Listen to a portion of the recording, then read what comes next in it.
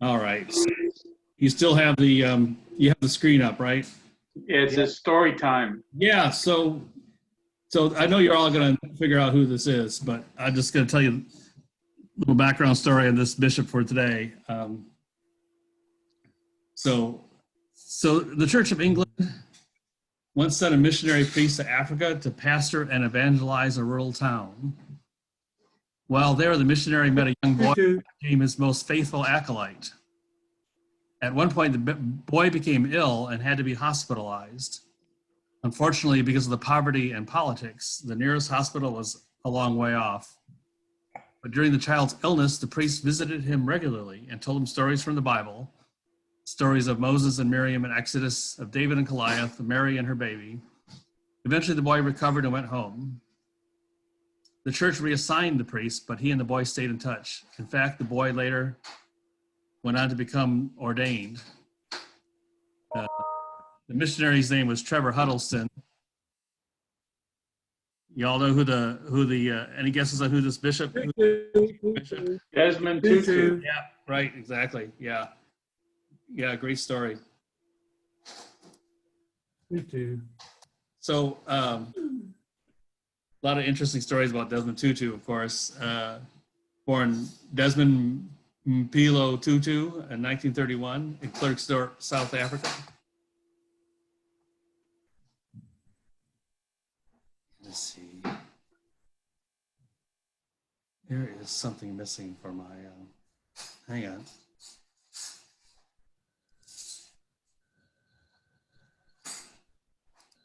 All right.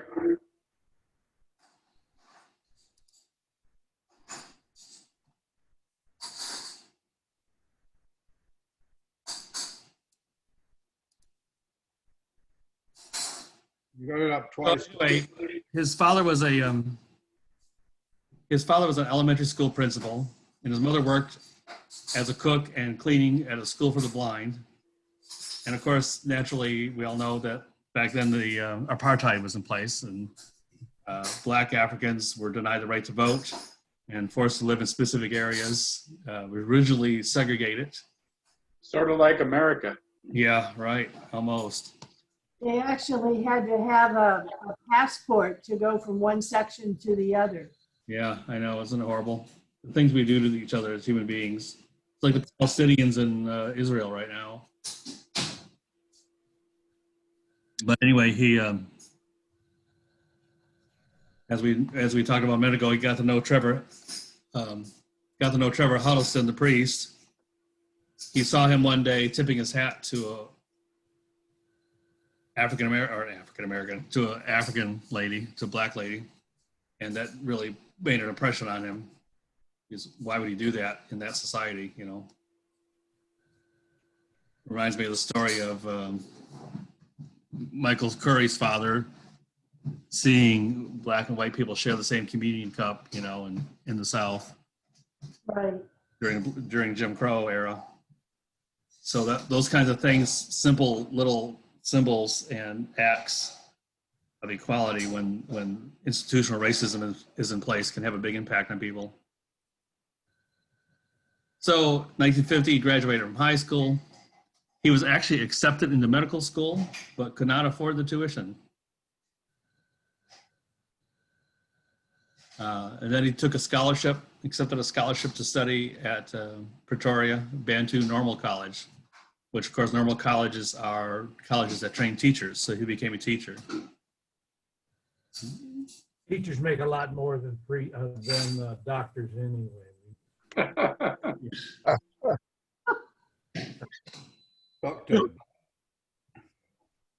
So graduated with his teacher certificate in 1953 and returned to his high school alma mater to teach history and English. And one of the quotes that he says, I tried to be what my teachers had been to me for these kids, seeking to instill in them a pride of themselves and pride of what they were doing. Instead, they may define you as so-and-so, but you aren't that. Make sure you prove them wrong by becoming the potential in you that you can become. So really, even as a teacher, he was a bit of a minister, really. So yeah, apartheid was enacted in 1948. 1953 was the Bantu Education Act. That is, the Bantu Education Act actually formally made the education of Africans inferior. They had a different education system. They intentionally had lower standards, and it's great government control. Keep the people you're oppressing less educated and less informed, so they can't revolt, have less ability to stand up for themselves.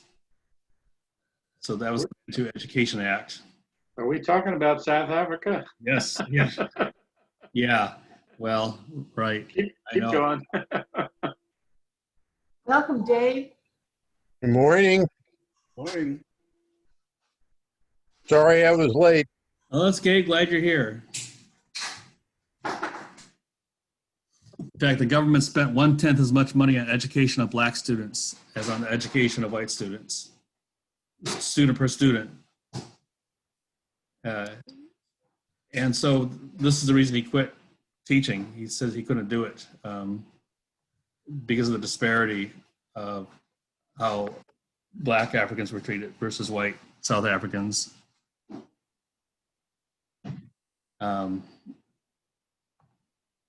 Dave. Just an aside, but we tape shows to watch on TV, and there's on KET a series on Reconstruction, and last night the episode we watched dealt with the blacks and how they were finally given the vote, but they were afraid to vote naturally, and when they achieved some kind of status, they were still oppressed by the really bad people, in quotation marks, that would ambush them. Pretty awful. Yeah. Wow. Yeah, it was horrible. Apartheid was horrible. We do this, human beings do this to each other all across history and all across geography. And Americans have certainly done that to a number, to the Africans and to the Indians, but other societies and other histories have done the same. It's horrible that we do that to each other. It's unthinkable. I can't understand the horribleness of human beings sometimes to do that kind of stuff to each other. But, that's why we have heroes like Desmond Tutu trying to fight for decency and what is right. And that's why the church is a good vehicle for that, Certainly Christian values, as they should be, and what Jesus taught would be equality and acceptance and inclusiveness. Unfortunately, even within Christian communities, that gets twisted around, and somehow they interpret things. It just amazes me that we Southerners before the Civil War used the Bible to justify slavery. It just doesn't make any sense. It's just inconsistent. But you can twist things around and make it whatever you want, so you hold power over other people. It's horrible. And Desmond Tutu, when he left teaching, he went to St. Peter's Theological College in Johannesburg, became a deacon, and then a year later a priest. And a year later he left to pursue theological studies in London. And he received his Master's of Theology from King's College in London, and then returned to Africa. And when he returned, he taught at a theological seminary, the Federal Theological Seminary in the Eastern Cape. And he was also chaplain of the university. And then he moved to the University of Botswana, Lesotho, and Swaziland and Roma. And then he moved back to England. He's moved around a bit. Appointed as Associate Director of Theological Education, World Churches in Kent. Became a dean in 1975. And was the first black person appointed to the Anglican as an Anglican dean in Johannesburg. And in 1976 became a bishop. In 1978 selected the General Secretary of South African Councils of Churches. And 1984 is when he received the Nobel Peace Prize. Do we know what year apartheid ended in South Africa? No, I don't know offhand. It was in the 80s.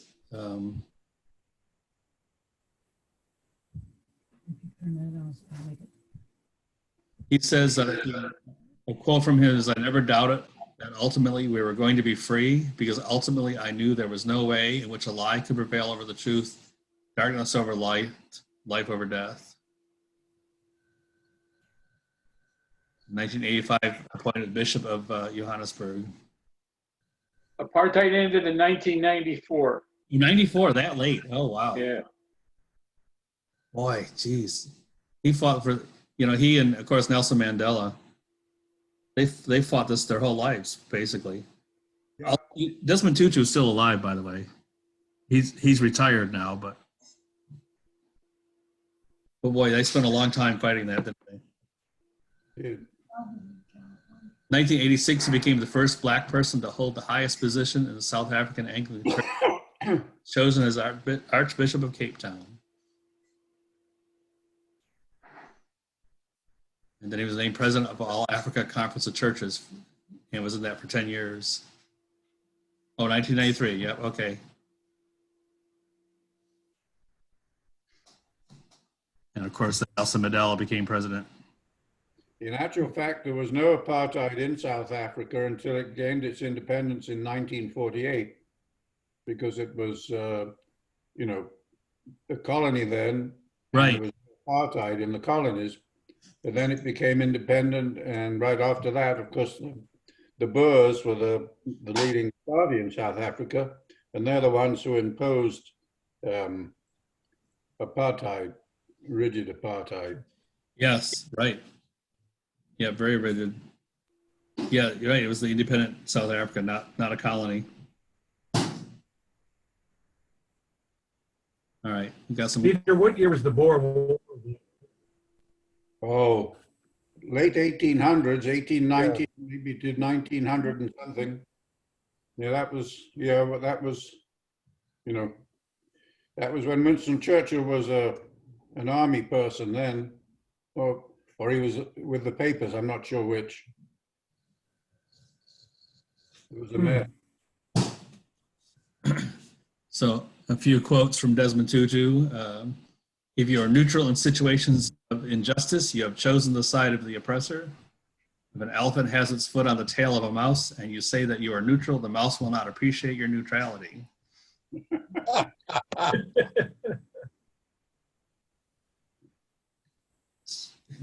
God is not that Gandhi was not a Christian because God is not a Christian. All of God's children and their different faith help us to realize the immensity of God. There were two Boer Wars. The first Boer War was from December 16th, 1880 to March 23rd, 81. And then the second Boer War was 1899, October 11, 1899 to May 31, 1902. Interesting.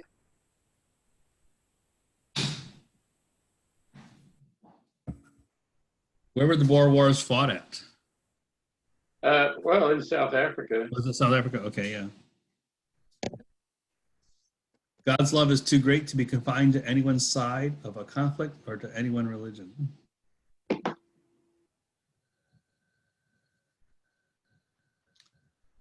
Desmond Tutu also said we may be surprised at the people we find in heaven. God has a soft spot for sinners. His standards are quite low.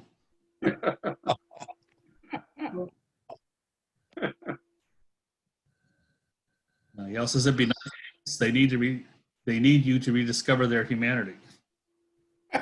Isn't that the truth? Yeah, right.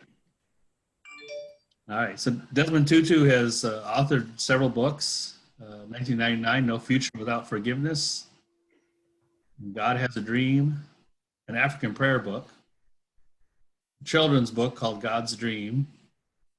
His daughter, Fo, is also an Anglican priest, and they co-authored a couple books together, Made for Goodness, God Is Not a Christian, and the Book of Forgiving, the Fourfold Path to Healing Ourselves and Our World, with his daughter, Fo. And I've read, I made it through the first half of that book. I ran out of time. Really interesting, actually. If anybody should write a book on forgiveness, I'm sure Desmond Tutu is probably the most qualified person. He also co-authored one with the Dalai Lama, The Book of Joy, A Lasting Happiness in a Changing World. And you see, that was just a few years ago, so. I've read that, and Really? both he and the Dalai Lama were quite jokesters. They would play tricks on one another, and Is that right? just like a couple college boys there. They really had a fraternal kind of relationship, and it was a very amusing book. It had a message, of course, but That's really cool. it really gave a lot of insight into the personality of these two religious leaders. Really, yeah. I'll have to put that on my reading list. Look at it. Basically, it sounds like is don't take yourself too seriously, Right. and enjoy the moment. Sounds very Buddhist. Sounds like a good way to live your life. Yeah. Be in the Did now. anyone else see the Dalai Lama when he was here several years ago? We went and it was wonderful. No, I would have loved to. That's really cool. So you got to hear him speak? Yes. Yes. Did he have a translator or did he speak in English? Translator. Well, no, I think I'm pretty sure it was a translator. I'm not sure. Yeah, that'd be really cool. So We got a T-shirt.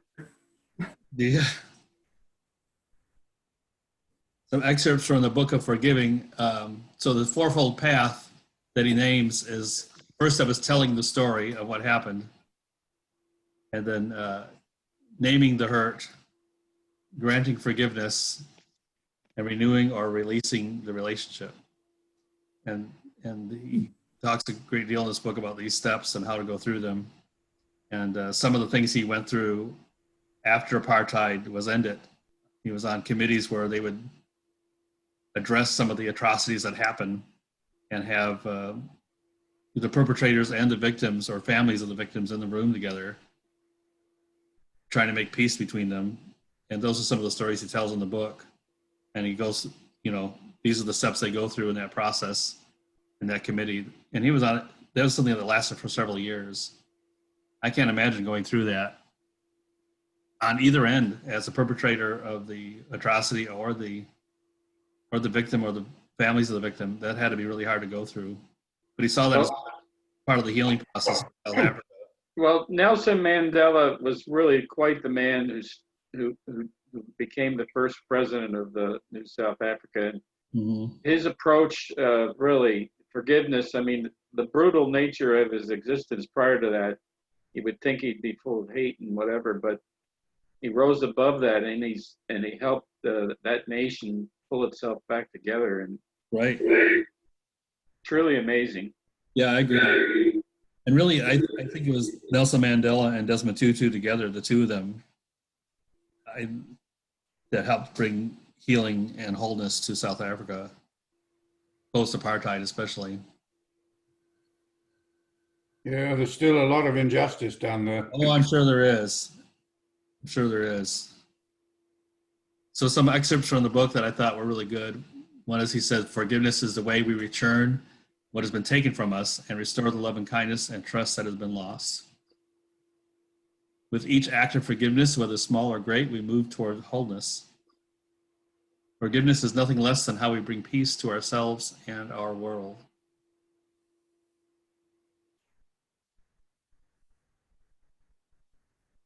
You talk about in South Africa, Ubuntu is our way of making sense of the world. The word literally means humanity. It is the philosophy and belief that a person is only a person through other people.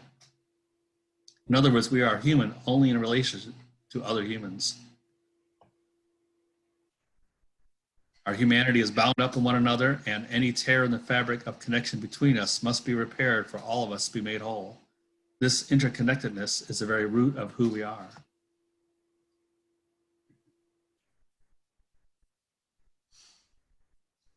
And then another passage, forgiveness. To walk the path of forgiveness is to recognize that your crimes harm you as they harm me. To walk the path of forgiveness is to recognize that my dignity is bound up in your dignity, and every wrongdoing hurts us all. If I slap you after you slap me, it does not lessen the sting I feel on my own face, nor does it diminish my sadness as to the fact you have struck me. Forgiveness does not require that we carry our suffering in silence or be martyrs on a cross of lies. Forgiveness requires giving voice to the violations and naming the pains we have suffered. So again, that's in that naming the offense thing, the first step of his fourfold path. And this bit also reminds me of the old quote attributed to Buddha that holding on to anger is like holding on to a hot coal and expecting it to burn someone else. That's interesting. Right.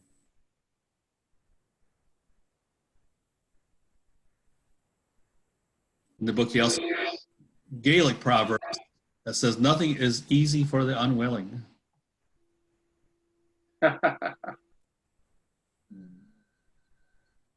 Healing does not mean that what happened will never again cause us to hurt. It does not mean we will never miss those who have been lost to us, or that which has been taken from us. Healing means that our dignity is restored and we're able to move forward in our lives.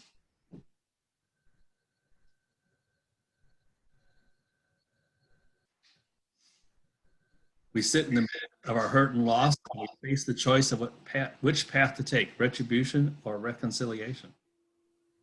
We could choose to harm, we could choose to heal. It doesn't matter how long we have carried our suffering or how briefly. There's still a choice you make for yourself.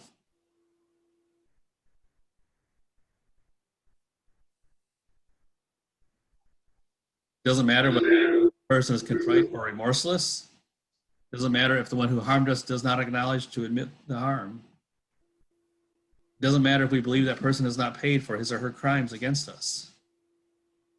Because as we have said, forgiveness is not a choice you make for someone else. It's a choice you make for yourself.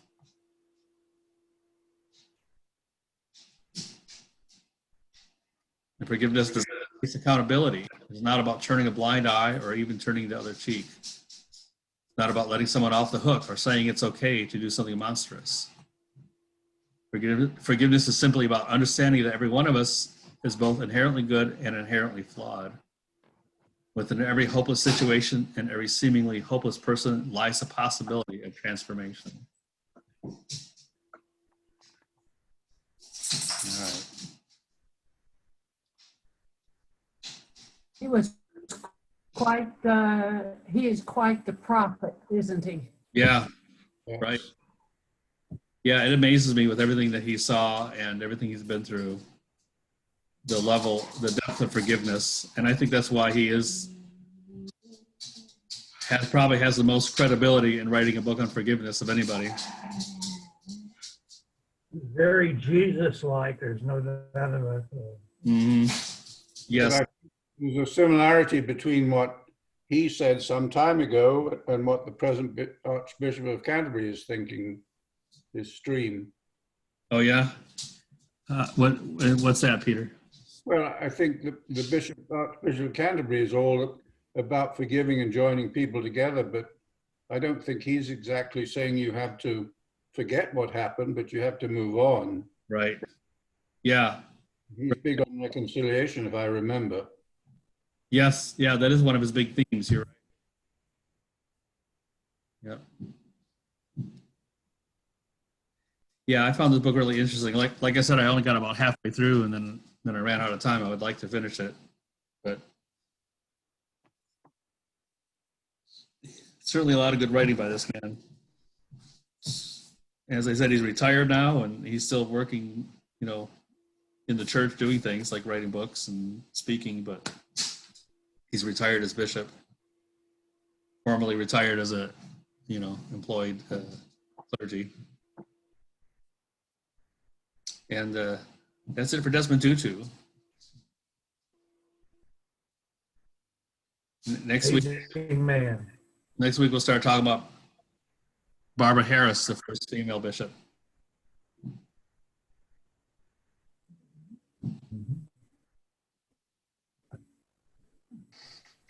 Well, Good session. Good. Dave? Thanks for Well done. yeah, thanks.